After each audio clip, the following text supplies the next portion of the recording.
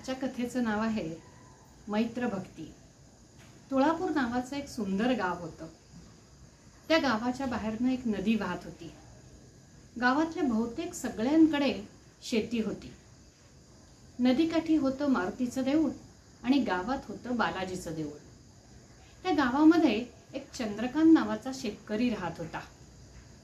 या शेतकऱ्याकडे एवढाच शेतीचा तुकडा होता की जेणेकरून त्यातून मिळणाऱ्या उत्पन्नातून तो वर्षभर घर चालवू शकत असे।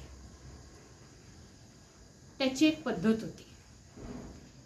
शेतावरनं घरी जाताना किंवा घरून शेतावर येताना वाटेत त्याला जे बालाजीचं मंदिर लागायचं त्या मंदिरामध्ये तो जाऊन बसायचा। घरून शेतावर जाताना मंदिरात गेला की लगेचच तो बालाजीशी बोलायला सुरुवात करायचा। अगदी मित्राशी आपण गप्पा मारतो ना तशा गप्पा मारायचा। घरी काय काय घडलं, बायकोनी काल मला काय म्हणलं, काय जेवायला केलं होतं, मुलांचा अभ्यास कसा चाललाय, ह्या सगळ्या गोष्टी तो अगदी मित्राला सांगाव्यात तशा तो बालाजीला सांगायचा। आणि तिथून मी आता शेतावर जाणार आहे तर शेतावर आज मी काय करणार आहे, आज मी बी पेरणार आहे म्हणा, किंवा आज पाणी सोडणार आहे म्हणा, किंवा आज मी नांगरणी करणार आहे, जे काय मी करणार आहे ते सगळं तो बालाजीला अगदी छान गप्पा मारून सांगायचा। आणि वरती म्हणायचं, बालाजी निघतो आता, उशीर होतोय शेतावर जायला। शेतावर जायचा, कामं करायचा आणि शेतावरनं घरून परत येताना पुन्हा बालाजीच्या देवळात जायचा। बालाजी आज मी शेतामध्ये पेरणी केली, आज शेजारचा भैरू भेटला होता, भैरूच्या बैलाला असं असं झालंय, जे काय असेल ते सगळ्या गप्पा पुन्हा बालाजीशी मारायचा आणि घरी यायचा। ह्या चंद्रकांत शेतकऱ्याचं जरी उत्पन्न वर्षभर पुरत असलं तरी सुद्धा दरवर्षी त्याला बी बियाणं घ्यायला, जंतुनाशकं घ्यायला आणि खतं घ्यायला सावकाराकडनं कर्ज घ्यावं लागायचं। तो दरवर्षी सावकाराकडनं कर्ज घ्यायचा। कर्ज घेतलं की बालाजीला सांगायचा, कर्ज घेतलंय, मी तालुक्याच्या गावी जाणार आहे, बी बियाणं खत पाणी सगळं विकत घेणार आहे आणि वर्षभर शेती करायचं। शेती केली, सुगीचे दिवस आले, धान्य विकलं की लगेचच सावकाराचं कर्ज परत फेडायचं। पण होतं असं की सावकार एकदा मरतो आणि सावकाराचा मुलगा सावकाराची पेढी सांभाळायला सुरुवात करतो। लगेचच हा चंद्रकांत आपल्या बालाजीला सांगतो, अरे बालाजी, तो सावकार आपला मेला आणि त्याचा मुलगा आहे ना तो आता पेढी सांभाळतो। एक दिवस असा येतो की त्याला कर्ज घ्यायला जायचं असतं। तो बालाजीला सांगतो, बालाजी उद्या मला जायचंय तालुक्याच्या गावी, बी बियाणं घ्यायचे दरवर्षीप्रमाणे, आज संध्याकाळी मी सावकाराकडे जाऊन कर्ज मागणार आहे। किती रुपये कर्ज घेणार आहे हेही तो बालाजीला सांगून टाकतो। झालं, संध्याकाळी शेती झाल्यानंतर, शेतीची कामं झाल्यानंतर तो घरी जातो, चहा पाणी घेतो, जरा विश्रांती घेतो आणि सावकाराकडे जातो। सावकाराकडे गेल्यानंतर सावकाराला सांगतो की मला कर्ज हवंय। तो सावकार त्याला कर्ज देतो आणि त्याच्याकडनं एक चिठ्ठी लिहून घेतो की मी ह्या सावकाराचं, चंद्रकांत शेतकरी ह्या सावकाराचे इतके रुपये देणं लागतो आणि ते पैसे मी ह्या तारखेपर्यंत परत करेन असं लिहून त्याच्या खाली शेतकऱ्याची सही घेतो। चंद्रकांत देतो ते, पण तो सावकाराच्या मुलाला म्हणतो, बाबा रे, तुझ्या वडिलांनी आतापर्यंत असं कधी केलं नव्हतं, हे तू काय करतोयस? असं म्हणल्यानंतर तो सावकाराचा मुलगा म्हणतो, बाबा गेले, त्यांच्या पद्धती गेल्या, मी आलो, माझ्या पद्धती सुरू झाल्या, त्यामुळे तुम्हाला ही चिठ्ठी लिहून द्यावी लागेलच। चंद्रकांत म्हणतो, बाबा ठीक आहे। कर्ज घेतो। कर्ज घेऊन तो घरी जाणार असतो तेव्हाच तो बालाजीच्या देवळात जातो आणि सांगतो, बालाजी आत्ताच गेलो तो कर्ज घ्यायला आणि त्यांनी मला कर्ज दिलं, पण माझ्याकडनं चिठ्ठी लिहून घेतली की मी त्याला इतकं रुपये कर्ज देणं लागतोय आणि मी ते इतक्या इतक्या तारखेपर्यंत द्यायचंय। बरं, आता मी निघतो, उद्या मला तालुक्याच्या गावी जायचंय। चंद्रकांत तालुक्याच्या गावी दुसऱ्या दिवशी जातो, बियाणं घेतो, जंतुनाशक, खतं, जे काय आवश्यक असेल, बैलांचं वैरण सगळं खरेदी करतो आणि येतो. दुसऱ्या दिवशी शेतीला जातो. असं करत वर्षभर जातं. वर्षभरानंतर सुगीचे दिवस येतात. अतिशय उत्तम पीक निघतं. हा शेतकरी दादा चंद्रकांत खुश होतो अगदी. सगळं निघालेलं धान्य तो तालुक्याच्या गावी विकायला जाणार असतो. ते सुद्धा तो बालाजीच्या कानावर घालतो.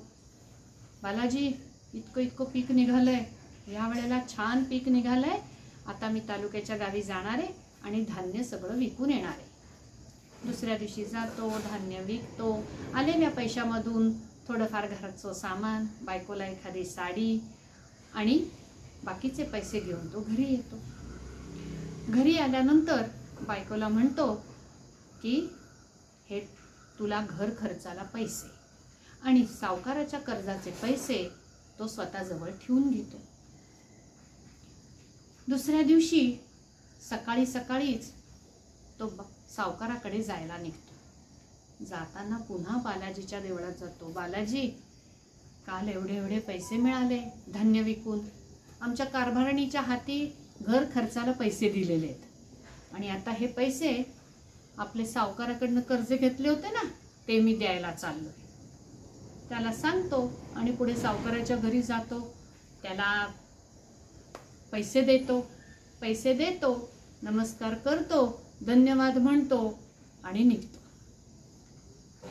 पुन्हा बालाजीच्या देवळात येतो, नमस्कार करतो, म्हणतो जातो आता शेतावर. आपण सावकाराकडनं मी कर्ज घेतलं होतं ना, ते त्याला फेडलं. डोक्यावरचं ओझं उतरलं. आता चाललो मी कामाला. शेतावर जातो. या गोष्टीला 15 दिवस होतात आणि 15 दिवसांनी सावकाराची माणसं चंद्रकांतच्या दारात येऊन उभी राहतात. ए चंद्रकांत, चल, तुला बोलवलंय सावकारांनी. चंद्रकांत बुचकळ्यात पडतो. मला कशाला बोलवलंय? ते काय आम्हाला माहित नाही. तुला बोलवलंय, तू चल. चंद्रकांत ठीक आहे म्हणतो. सावकाराकडे गेल्यावर सावकार म्हणतो, काय चंद्रकांत, माझं कर्ज कधी फेडणार? त्याचं हे वाक्य ऐकून चंद्रकांत अवाकच होतो. तो म्हणतो, सावकार, 15 दिवसापूर्वीच मी तुमचं कर्ज फेडलंय. सावकार हसतो आणि त्याला चिठ्ठी दाखवतो. म्हणतो, हे बघ, या चिठ्ठीत काय लिहिलंय. तू माझं देणं लागतोयस. ही चिठ्ठी तू फाडली का? नाही फाडली ना, म्हणजे तू देणं लागतोस. तो म्हणतो, अहो दादा, मला काय माहिती तुमची ही पद्धत. आत्तापर्यंत तुमच्या वडिलांनी कधी आमच्याकडनं असं लिहून घेतलं नाही. कर्ज दिल्यानंतर ही चिठ्ठी फाडायची असते होय? मग फाडून टाका. सावकार म्हणतो, अशी कशी फाडीन? इथे लिहिलेलं आहे तू देणं लागतो. तू चिठ्ठी फाडली नाही म्हणजे तू देणं लागतोस. तू माझे पैसे दे. चंद्रकांत म्हणतो, नाही, मी तुमचे पैसे दिलेले आहेत. आता तुमचे पैसे द्यायला माझ्याकडे पैसे नाहीत. सावकार म्हणतो, मग मी तुला कोर्टात खेचीन. चंद्रकांत म्हणतो, ठीक आहे, जशी तुमची इच्छा. आणि चंद्रकांत तिथून निघून जातो. तिथून गेल्यानंतर तो पहिल्यांदा बालाजीच्या देवळात जातो आणि घडलेली घटना सगळी बालाजीला सांगतो आणि म्हणतो, मी पैसे देऊन सुद्धा तो सावकार नाही म्हणतो. आता मला काय माहिती ती चिठ्ठी फाडायची असते म्हणून. एवढं बालाजीच्या कानावर घालतो आणि शेतीच्या कामाला लागतो. थोडेच दिवसात कोर्टाचं समन्स चंद्रकांतच्या नावाने निघतो आणि कोर्टाची तारीख पडते. चंद्रकांत कोर्टात तालुक्याच्या गावी जाऊन हजर होतो. न्यायमूर्ती विचारतात, म्हणतात, काय रे चंद्रकांत, ह्या चिठ्ठीप्रमाणे तुझी इथे खाली सही दिसतीये. तू ह्या सावकाराचं कर्ज का नाही फेडलंस? चंद्रकांत घडलेली सगळी घटना इत्थंभूत न्यायमूर्तींना सांगतो. न्यायमूर्ती म्हणतात, बर, हे सगळं तू म्हणतोयस ते ठीक आहे, पण ह्याला साक्षी कोण? तो म्हणतो, कोण होतं तिथे तू कर्ज देताना? असं म्हणल्यानंतर शेतकरी म्हणतो की हे जे दिवाणजी आहेत ना, सावकाराचे ते तिथेच होते, त्यांच्याच हातात मी पैसे दिले. असं म्हटल्यानंतर न्यायमूर्ती दिवाणजींना विचारतात, काय म्हणताय तुम्ही? दिवाणजी तर सावकाराचा माणूस असतो, त्यामुळे तो म्हणतो, नाही, या शेतकऱ्यांनी माझ्याकडे काहीही पैसे दिलेले नाहीत आणि हा अजूनही सावकाराचं देणं लागतो. चंद्रकांत खजिलच होतो. तो नुसता आ बसून बघतच बसतो. आता काय सांगणार? न्यायमूर्ती विचारतात, अरे अजून कोणाला माहिती आहे का की तू ह्यांचे पैसे दिलेस म्हणून? अजून कोणी साक्षी आहे का? असं म्हटल्यानंतर शेतकरी म्हणतो, बालाजीला माहिती आहे की मी ह्यांचे पैसे दिलेले आहेत. मग न्यायमूर्ती म्हणतात, कोण बालाजी? असं म्हणल्यानंतर चंद्रकांत म्हणतो, आमच्या गावामध्ये देऊळ आहे बालाजीचं, त्याला मी सगळं सांगत असतो. सगळ्या कोर्टात हशा पिकतो. पण तो म्हणतो, त्याच बालाजीला माहिती आहे की मी यांचं कर्ज दिलंय म्हणून. न्यायमूर्ती म्हणतात, ठीक आहे, मग साक्षीला बोलवलं तर बालाजी येईल, त्यांच्या नावाने समन्स काढतो. चंद्रकांत म्हणतो, काढा. आणि बालाजीच्या नावाने समन्स निघतं. समन्स देवळात येऊन बालाजीच्या समोर पडतं आणि कोर्टाची तारीख पडते. तारखेला बरोबर चंद्रकांत, सावकार, दिवाणजी सगळे हजर असतात. कोर्टाची वेळ सुरू होते आणि न्यायमूर्ती म्हणतात, काय म्हणतोस चंद्रकांत, आला का तुझा साक्षीदार? असं म्हटल्यानंतर चंद्रकांत म्हणतो, बोलवा तुम्ही.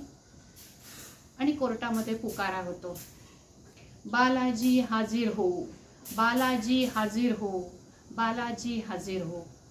आणि काय आश्चर्य, कोर्टामध्ये एक प्रखर प्रकाशाचा झोत पडतो आणि त्या झोतामधून आवाज येतो, हा चंद्रकांत शेतकरी यांनी घेतलेलं कर्ज या सावकाराकडून ते त्यांनी परत केलेलं आहे, ह्याला मी साक्षी आहे.